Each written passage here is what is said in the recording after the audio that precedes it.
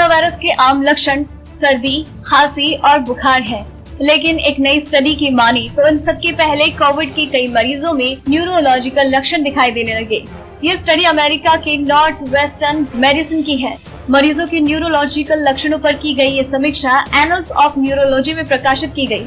अस्पताल में भर्ती मरीजों में से आधों में कोविड-19 के न्यूरोलॉजिकल लक्षण दिखे, जिसमें सिर दर्द, चक्कर आना, असहजता, ध्यान केंद्रित करने में कठिनाई, गंध और स्वाद का महसूस न होना, दौरे, स्ट्रोक, कमजोरी और मांसपेशियों में दर्द भी शामिल है।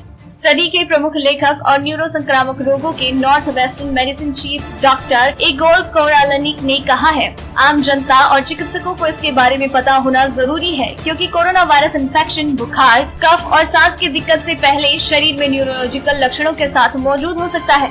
कोरोना वायरस मस्तिष्क, रीढ़ की हड्डियों, तंत्रिकाओं और मांसपेशियों सहित पूरे नर्वस सिस्टम को प्रभावित कर सकता है।